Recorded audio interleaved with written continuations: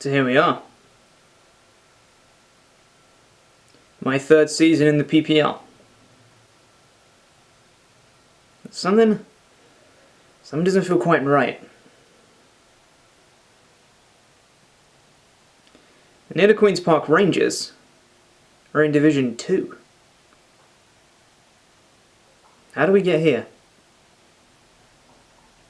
Well, we got relegated last season. But how did that happen? Well, last season, I asked for your support. And you responded. We are NPR.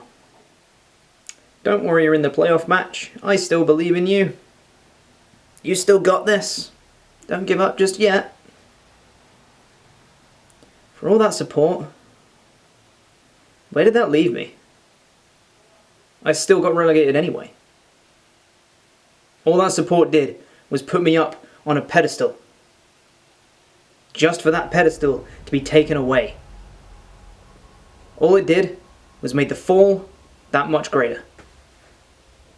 You guys gave me false hope, when in reality I didn't have a chance anyway. That's all it did. They were empty words, meaningless. So this season you're going to see a change. We are NPR. No. I am NPR. And I am here this season to make a name for myself. I am here to prove what I can do.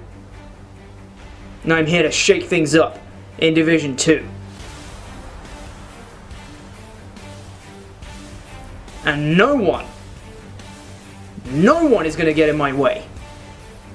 Not any of you, and not any of my opponents. Especially my Week 1 opponent, Jack Electric Storm 252.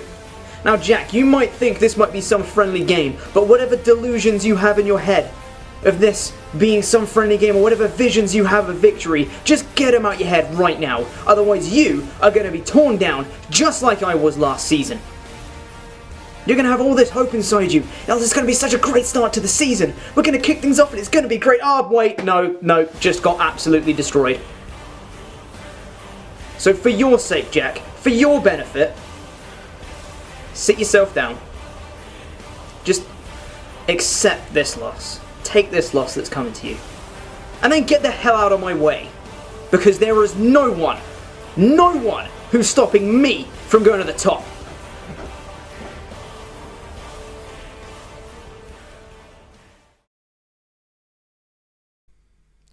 Alright, we're here with the match, and the first thing you should notice is this beautiful face, but the second thing you should notice is the fact that we're viewing this from my opponent's perspective. Now, there is a reason for this, and it's not, as some of you might think, because I forgot to save the battle code.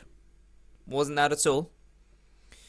What it is, in the contracts of the Pokémon of the Nidoqueens Park Rangers, when I drafted them at the start of the season, they demanded to me that they get a certain amount of face time in the battles.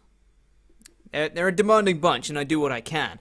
I try to please the people that are on the Nidoqueens Park Rangers. So, we're viewing this from my opponent's perspective to give them that face time in this match. And it's not, I repeat, because I forgot to save the battle code. Not at all. Now, let's get into this match. You guys should know what I'm bringing. You should watch my team builder videos. You should watch all of my videos, because they're my videos, you know. But let's take a look at what Jack's bringing. Frostlass, Victini, Tyrantrum, Togekiss, Superior, Gourgeist. Alright, cool. There's some stuff there I was worried about. There's some stuff there that I'm not worried about. Who cares? Anyway, I expected the Frostlass lead. But I didn't want to go with Mega Absol because I expected him to predict the Mega Absol lead and have something up his sleeve to make sure that Mega Absol did not do stuff to him, did not pursuit trap him, did not knock him off, sucker punch him, whatever. I expected him to be Sash and I expected him to have Destiny Bond. So I'm going to go with Sylveon because I can Toxic him to break his Sash, I can Hyper Voice him, and I can play some shenanigans with the Destiny Bond. So let's see what happens. Let's start this game, and let's see what mistakes Jack's made in this match, and in his life. Probably quite a lot. Now, you can see me issuing the challenge, because, you know, it's me. You can see even my beautiful face happens in the match as well.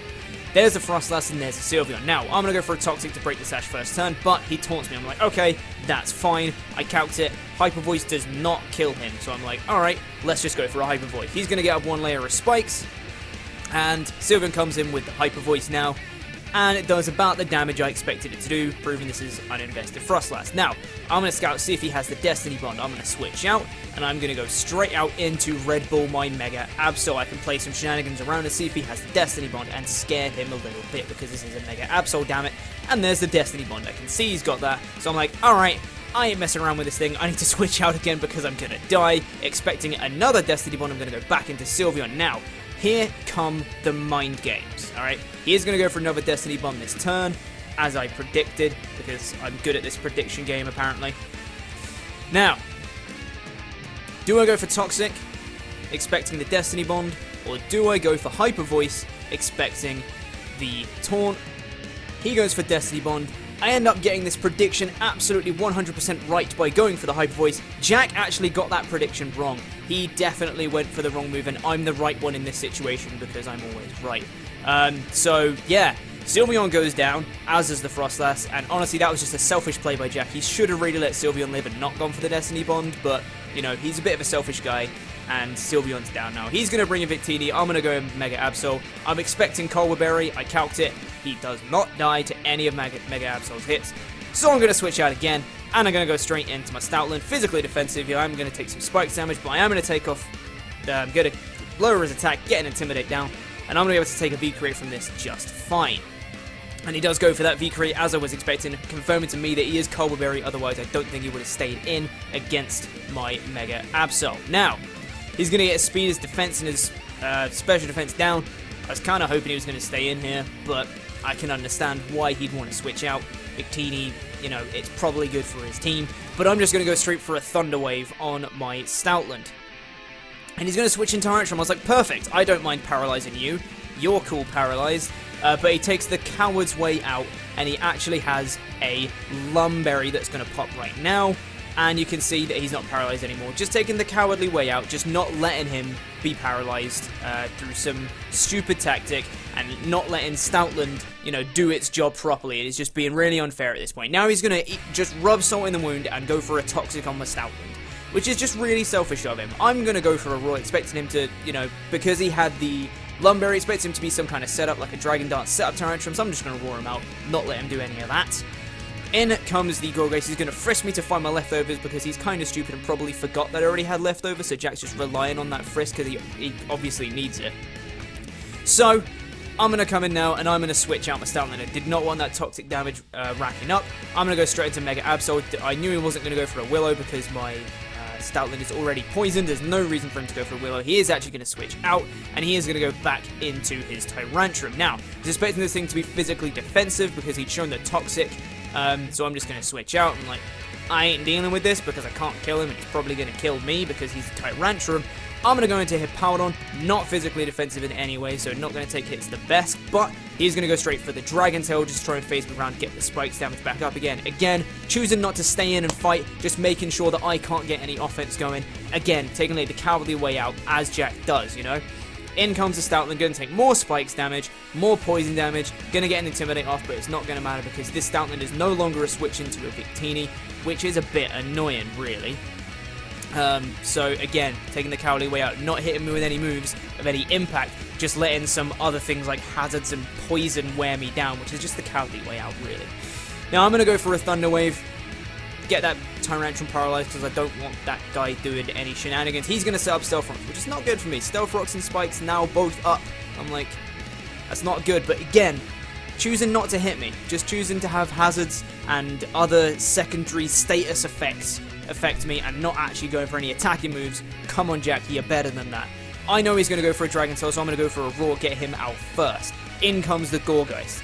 Now at this point, I think I'm just going to go for a Crunch because Stoutland is not a switch into Victini anymore. So I'm like, Stoutland, you're done okay, but the poison is racking up and you've done what you need to, so what you're going to do, he's going to switch back into his Tyrantrum. As I'm going to go for a Crunch. Was really hoping for the defense drop here, but Stoutland, you know, he's not been trained too well so far. This dog is not too loyal just yet. but I'm just going to go for another crunch again because he's going to live the poison, hoping to get another defense drop on this Tyrantrum. That would have been nice, so then, you know, Mega Absol could come in and take this guy out, but ain't going to happen. Crunch ain't going to do a damn thing. He's going to go for Dragon Tail Stoutland. Down, I'm like, alright. Now what? Now what is, I want Hitmonlee to come in, and I want to get my Unburden boost. I'm going to go for a close combat. I was hoping he would not switch into Gourgeist from the threat of a knockoff. I was hoping that he would not go into Gourgeist. He's going to switch out his Tyrantrum, and he goes out into Gourgeist. So I'm not going to get my Unburden boost from firing off a close combat. He's going to fire my White Herb. I'm going to go for close combat. Obviously, he's immune. Now, I did not want to get burned, and knockoff doesn't kill. So I was like, alright, let's go into Shaman. The only thing left on my team that doesn't mind being burned. Expecting the Willow to come in right now. I'm going to take Spikes damage and Rocks damage again, because, you know, there's no actual impactful moves from Jack here. And he is going to go for the Willow, as I predicted. Now at this point, I know I need my Shaman to be my switch into his Superior, otherwise Superior just sweeps me.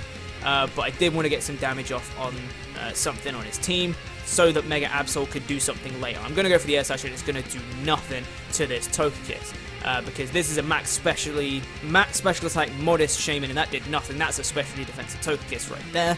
He's going to go for Dazzling Gleam, wear me down. I'm going to go for an HP Ice again, trying to wear down this Togekiss so Mega Absol can come in and do some things and stuff. Because again, he's still not Mega yet. Red Bull showing that he doesn't have wings just yet. He's going to go for another Dazzling Gleam, and Lobster, the beast, is going to live this on 1 HP. And I'm going to go for another HP Ice, try and wear down this Togekiss some more. Does a very good job of that. And Lobster's going to go down to Burn. Again, not an attacking move. Something else going down to recoil and hazards and status effects. Because Jack's taking the coward's way out this match. Now, in comes Gloria, and I expect him to sack off his Togekiss, so I'm going to take this opportunity to get Rocks. Again, try and wear stuff down so that Mega Absol can come in and potentially sweep up later.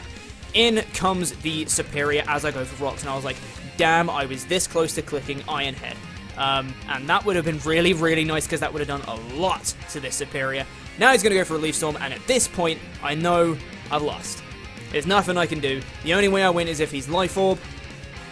And we can see here, after Gloria goes down, he's not Life Orb. So I know that Sucker Punch from Mega Absol will not kill him, but I'm going to make it look like I'm giving him a fight. I'm kind of letting him win here, but I'm going to make it look like I'm still, you know, fighting at this point. And I'm going to Mega Up. Red Bull finally giving itself wings. Going to go for that Sucker Punch. And you can see it, even with a crit, I don't think it would have killed. Probably not. And he's going to go for the Giga Drain, and Red Bull's going to go down. And the last thing I've got is my Hitmonlee, Michaels.